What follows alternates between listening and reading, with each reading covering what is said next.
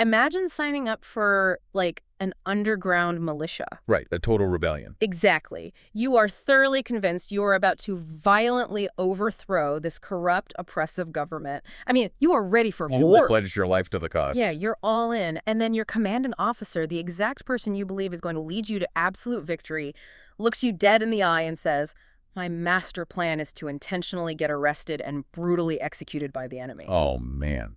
It completely shatters your reality. Everything you thought you understood about the mission, about power, about your own future, it just vaporizes in an instant.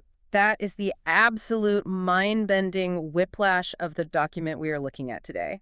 For you listening right now, we are doing a deep dive into a really fascinating prep document centered on Matthew chapter 17. It's an incredible text. It really is. And our mission today is very specific. We are examining the underlying theme holding all of this together, which is the radical subversion of power. We are looking at the intense historical context, the absolute powder keg of political tension, and the sheer raw human drama contained in these sources. Because when you strip away the stained glass window version of this narrative, The safe, sanitized version. exactly, when you strip that away, you are left with a tense, dangerous political thriller. You really are. And to understand the weight of that subversion, you really have to understand the ground these people were walking on. I mean, first century Galilee and Judea were not just dusty backdrops for spiritual lessons. No, not at all. The sources paint this region as a highly volatile ecosystem that was constantly on the brink of total collapse. Okay, let's unpack this. Because the setting is practically humming with friction, picture the competing factions forced to coexist in this tiny geographical space. It's a mess. It's a total mess. You have Jewish zealots who are absolutely itching for a violent revolution against the empire. You have heavily armed Roman military garrisons stationed everywhere, and they are, hyper aware of any whisper of sedition.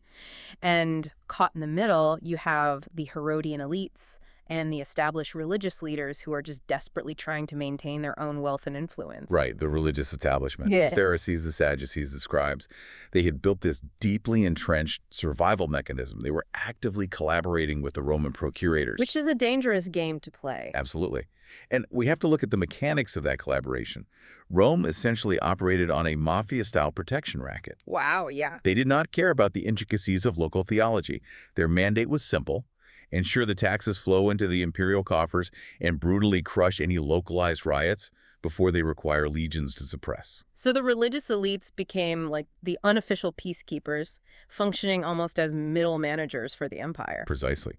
And in exchange, Rome allowed them to maintain their localized authority, their status, and their economic monopolies, particularly around the temple system. It was a very delicate, highly profitable balance. Exactly. And into this incredibly fragile ecosystem walks Jesus. A charismatic leader drawing massive, undocumented crowds in a Roman-occupied territory isn't just a theological nuisance. Right. It is a massive, immediate, blinking red political threat. A stray spark in a room full of dynamite. Perfect way to put it. And it's right at this moment of simmering, unbearable regional tension that the narrative in our source makes a massive strategic retreat. Jesus takes his inner circle, Peter, James, and John, and they literally leave the powder keg behind. They head for the hills. Literally. The historical context in our notes suggests they head to the slopes of Mount Hermon up near Caesarea Philippi. It is isolated, it's high altitude, they're completely removed from the crowds and the Roman patrols, and the chapter opens with this staggering visual drama. The Transfiguration. Yeah. The text in Matthew 17.2 describes a terrifying breach of the natural order. It notes that he was transfigured before them, that his face shone like the sun, and his clothes became as white as the light. It is a blinding glimpse of raw, unfiltered cosmic power. And suddenly, Moses and Elijah are just standing there conversing with him. Just casually standing there. Right. I know we often read Peter's reaction to this as just sort of bumbling and confused, but I think we need to frame it differently to understand the sheer panic of the moment. Oh, he was definitely panicking. He starts desperately offering to build tents or tabernacles for the three of them. Think about it like this. Imagine a low-level rebel soldier huddled in a secret basement who suddenly turns around and sees George Washington and Abraham Lincoln standing there, glowing with ethereal light, drafting a new constitution. That is a brilliant way to conceptualize the terror. What's fascinating here is how the appearance of these specific figures functions as an ideological trigger. How so? Well, for an audience deeply steeped in this history, Moses and Elijah aren't just important ancestors. They were the ultimate symbols of national destiny and divine liberation. Right, because Moses is the lawgiver who crushed the Egyptian empire. Exactly. And Elijah is the fiery prophet who openly went to war with corrupt kings. Their presence essentially signals to the disciples, the revolution is happening right now. The titans of our history have returned to sanction the overthrow of Rome. Which totally explains Peter's frantic reaction. He wants to build tents to anchor them there, to institutionalize the moment, to set up the ultimate revolutionary headquarters. But then the narrative violently subverts that expectation. A bright cloud envelops them, which is a classic historical marker of the divine presence, and a voice speaks directly from the cloud. The voice of God. Yes. The source text says, "This is my son, whom I love.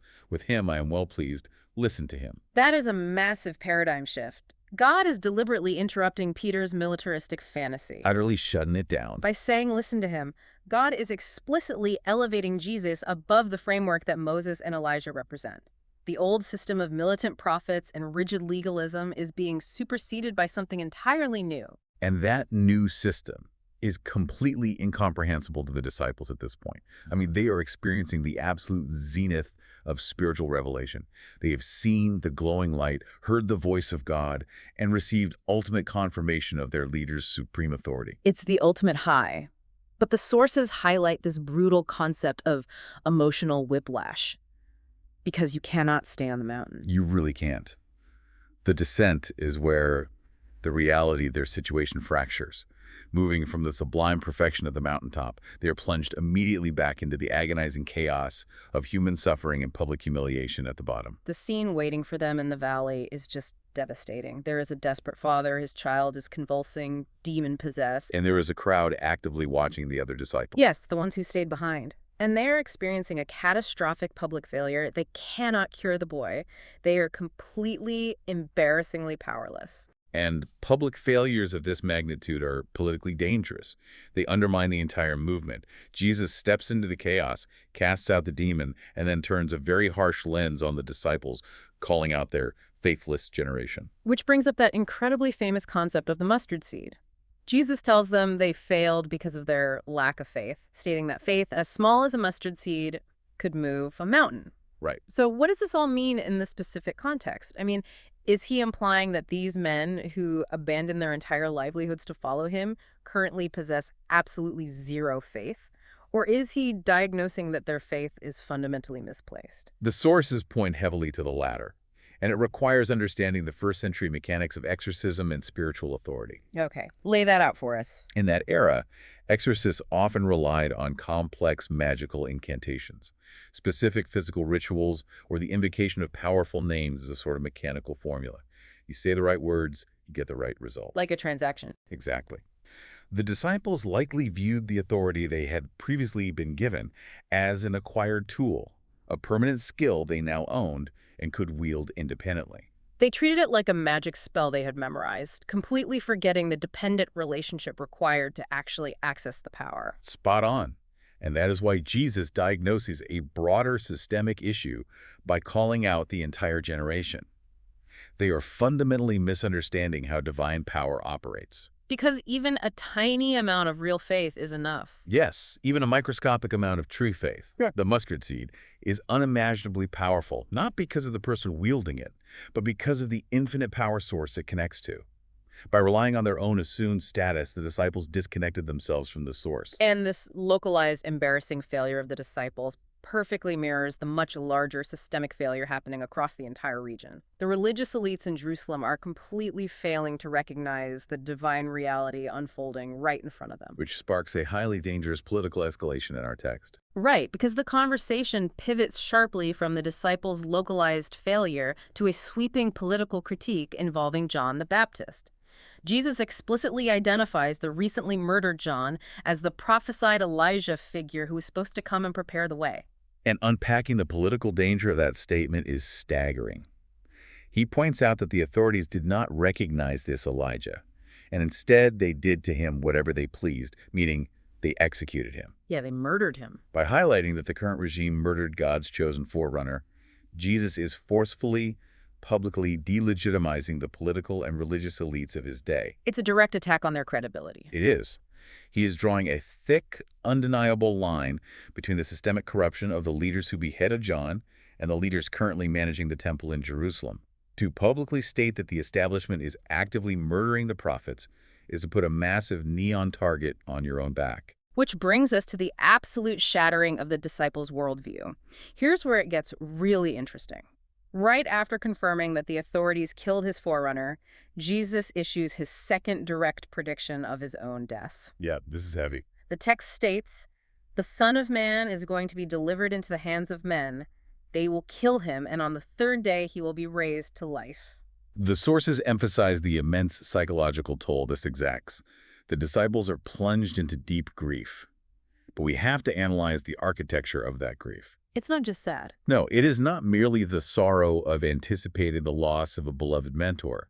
It is the violent destruction of their entire ideological framework. Because, as we discussed with Moses and Elijah, they were banking on a conquering hero. They fully expected a Messiah who would march into Jerusalem, slaughter the Roman garrisons, purge the corrupt Herodian collaborators, and restore the sovereign throne of David. They thought they were the founding generals of a new global superpower. And instead, their supreme leader casually predicts his own brutal execution at the hands of the very people they intended to overthrow.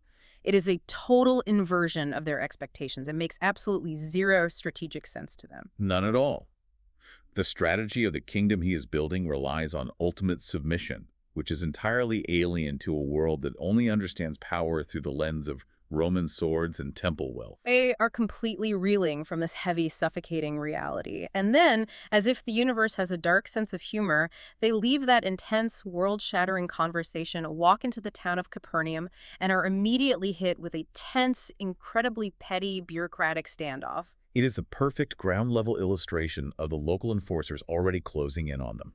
Peter is intercepted by the collectors of the temple tax. And we should focus on the economics and the power dynamics of this specific tax. We know it was an annual half shekel required for temple maintenance, but this wasn't just a benign community fund, right?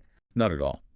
The temple tax functioned as a massive economic engine and a tool of sociological control. The Sadducees and the temple hierarchy used this tax to effectively siphon wealth from the agrarian, working-class populations of places like Galilee directly into the elite coffers of Jerusalem. Wow. It was a mandatory marker of Jewish identity and piety, which meant refusing to pay. It wasn't just tax evasion. It was an act of religious rebellion and national treason. Exactly. So when the collectors corner Peter, it is a highly calculated trap. They're testing Jesus. Is this popular rabbi a pious, compliant subject of the Jerusalem hierarchy, or is he a dangerous subversive who threatens their revenue stream? Jesus handles the trap with brilliant, paradoxical subversion. He uses a brief Socratic dialogue with Peter to assert his true identity. He asks Peter if earthly kings collect taxes from their own children or from others. And Peter knows the answer to that. Right. Peter answers that kings tax others, and Jesus concludes that the children are exempt. He is claiming to be the son of the king, meaning God, whose house the temple literally is. The audacity of this claim is breathtaking. It's incredibly bold. To claim royal exemption, to declare kingship or divine sonship in any capacity while standing in a Roman-occupied territory, is a one-way ticket to a crucifixion for sedition. He is simultaneously daring Rome to intervene and completely invalidating the authority of the temple elite to tax him. If we connect this to the bigger picture, we see the ultimate tension of his mission. He possesses supreme authority. He owes the corrupt system absolutely nothing. Wait, let me stop you there, because this is the part that always trips me up. Okay, go ahead. If his entire mission is to subvert the corrupt system, and he just explicitly told his disciples that his master plan is to get arrested and executed, why bother hiding his rebellion here? Why tell Peter to go pay the tax anyway so that we may not cause offense? Why not just refuse, flip over a table, and get arrested right there in Capernaum? That is the crucial question. And it comes down to the deliberate timeline of his subversion.